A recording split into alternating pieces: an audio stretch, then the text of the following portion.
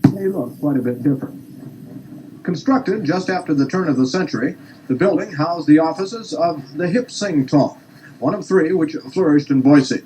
It also housed numerous doctors' offices and the famous Fats.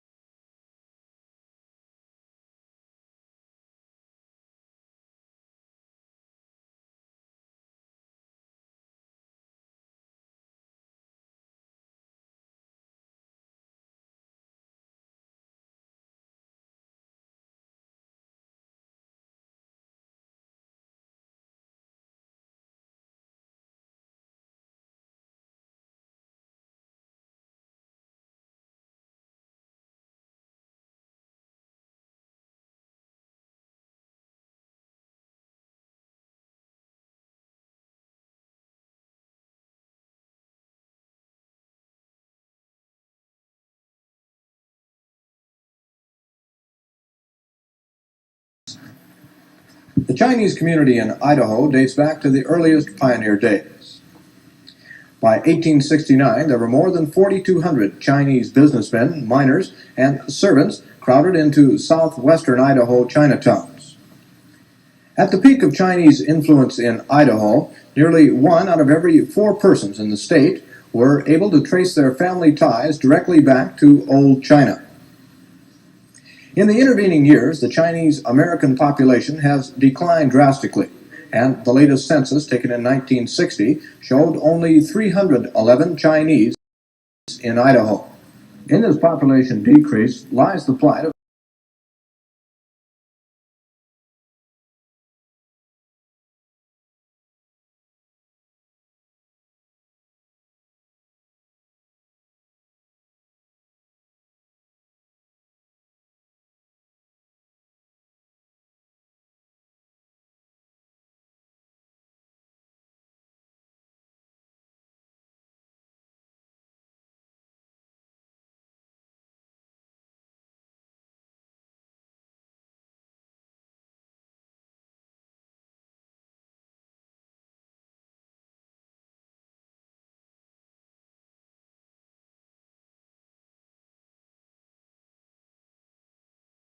soon the building behind me, one of the few remaining authentic Chinese buildings in Boise, will also go the way of man's progress.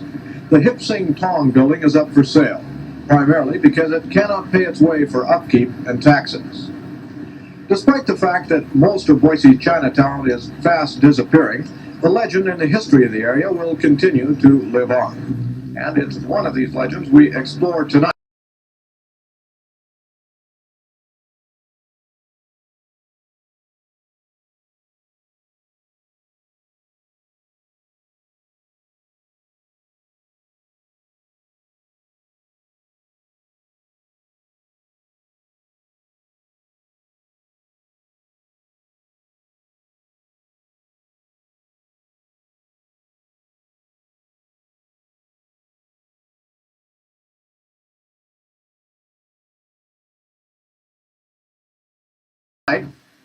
This is the basement of the Boise Chamber of Commerce building, and about 35 to 40 years ago, it still was the basement, but it was a little different. It was a coal room, and in this coal room was the start of the Chinese tunnels.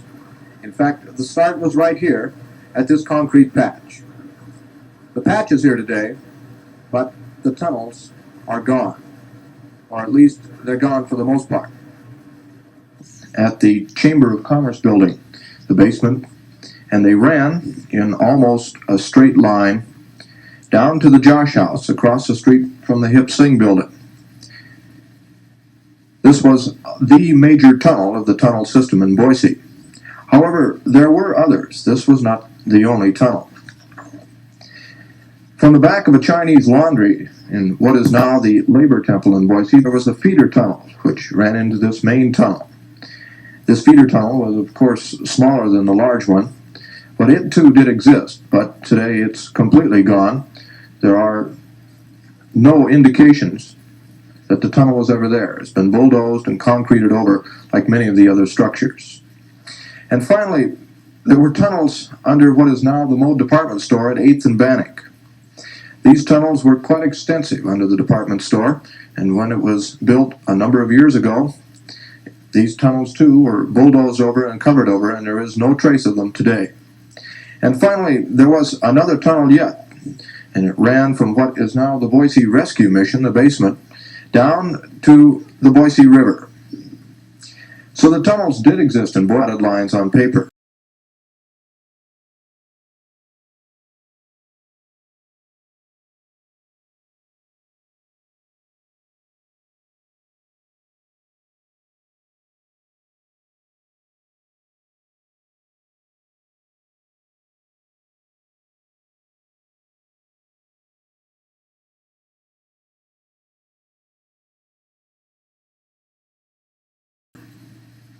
Fortunately, in this instance, there is proof, for these are the Chinese tunnels. They have concrete walls now, and there are pipes running through them, sewer pipes, electrical pipes, gas pipes, what have you. But they are the actual Chinese tunnels, or what's left of them anyway. This tunnel at one time ran from the Chamber of Commerce building to the Josh House. And as the city grew, and as the buildings were built and rebuilt, concrete foundations like these were put down, and the tunnels were chopped up.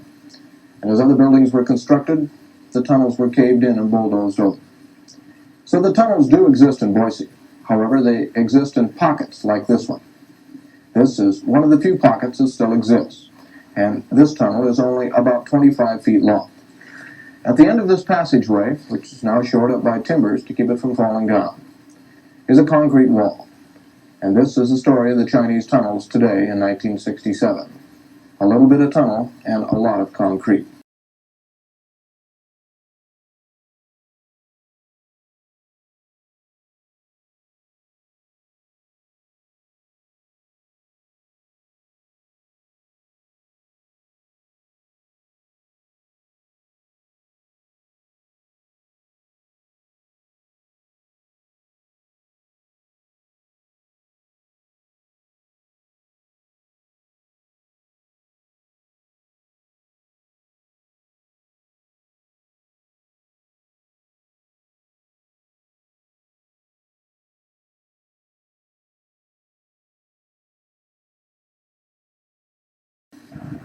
Well, I was the age of 14 when I went there, and my father was then chief of police, and at the invitation of the head Chinaman of all the Chinese colonies, invited him to take some guests down with him, if we'd like to.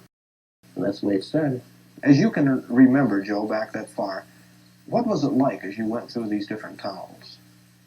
We went into the downstairs, and you came first into a large room, open room, where it had about 2 platforms or places to sleep or lie on. And that was the place where they were smoking their opium.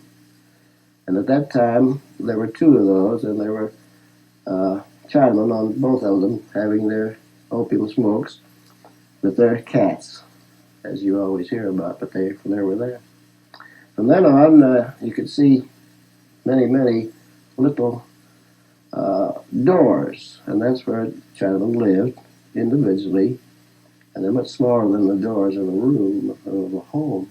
There were hundreds and hundreds of them. how wide and, say, how tall were these tunnels? Well, it would be, probably 10 to 12 feet high. And I can't say exactly how wide. That tunnel was not, it narrowed down from the opium rooms. Oh, maybe 6, 7 feet. These rooms you were talking about,